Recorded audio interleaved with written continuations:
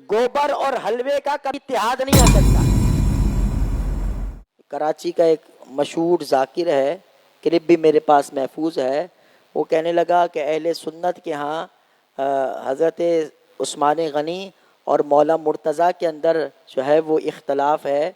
बाज़ अहले सुन्नत जो है मौला मुर्तज़ा को उस्मान गनी पर फजीलत देते हैं, और वो कहते हैं कि खलीफा फजीलत तो मौला मुर्तज़ा को तीसरी है और खलीफा आप चौथे हैं।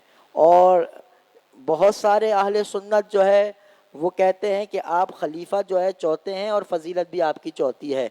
लेकिन कहते हैं कि बहुत सारे ऐसे भी अहले सुन्नत में हैं जिन्हें तफसीली कहते हैं, जो कहते हैं फजीलत अफजलियत तो मौला अली को हासिल है लेकिन तरतीब में वो चौथे नंबर पे हैं। तो याद रखिएगा, अहले सुन्नत का अकीदा और नज़रिया ये है कि जो इनकी तरतीब है वही इनकी फजीलत की भी तरतीब है। इसलिए जो अहले सुन्नत के मनहज से जो मौलवी जो पीर हट जाए अहले सुन्नत के मनहज से, वो काबिल तकलीद नहीं रहता।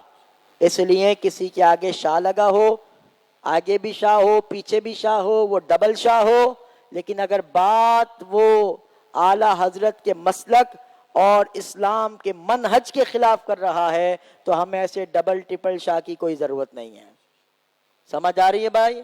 हाँ, नाम के आगे कादरी, क्योंकि ऐसे भी हैं। हाँ, नाम के आगे लिखा है कादरी और जाके राफजियों में मजलिस पढ़ रहे हैं।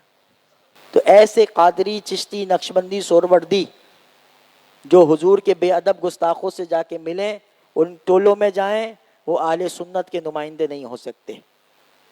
तो मौलवी ऐसा काम करे, कोई पीर ऐसा काम करे। अभी 10 मुहर्रम के जुलूस में कई डब्बे किस्म के पीर भी आ जाते हैं। क्या करने आया भाई? इत्तेहाद बैनुल मुस्लिमीन करने आए हैं। हमने कहा बेशरम, तेरे बाप को गाली दे और फिर बंदा उससे इत्तेहाद हमें करके तो दिखाए जरा। सवाल ही पैदा नहीं होता। बोला नहीं, इसने मेरे माँ बाप के बारे में गलत बात कही थी, इसने मेरे बाप की तौहीन की थी। हमने कहा सिद्दीक अकबर पे तबर्रा, फारूक आजम पे तबर्रा, उस्मान गनी पे तबर्रा, उम्मुल मोमिनीन पे तबर्रा, अमीर मुआविया पे तबर्रा और या साहबे रसूल पे तबर्रा, ये इतनी मामूली चीज है कि दुनिया की है, आप कह लीजिए सस्ती शोहरत के लिए हम जाके खड़े हो जाएं कि नहीं जी हम एक हैं। नहीं नहीं, बातिल के साथ किसी भी सूरत किसी भी हैसियत में कोई समझौता और कंप्रोमाइज नहीं हो सकता। गोबर और हलवे का कभी इत्तेहाद नहीं हो सकता। ये मेरे जुमले आप याद रखिएगा।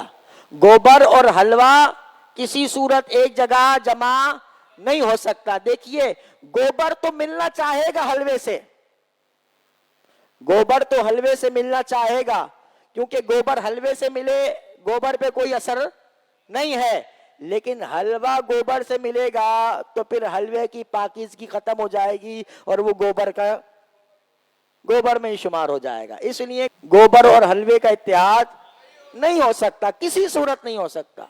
ना मजहबी हो सकता है ना सियासी हो सकता है। गोबर और हलवे का इत्तेहाद किसी सूरत नहीं। जो गोबर हलवे को साथ मिलाना चाहते हैं उनसे गुजारिश ये है कि खुदारा अपना हलवा खराब ना करें। गोबर तो वैसे ही खराब है, उस पर कोई असर नहीं होना, लेकिन आप जब गोबर से मिलेंगे तो गोबर की गिलाजत और नजासत आपके हलवे को खराब कर देगी।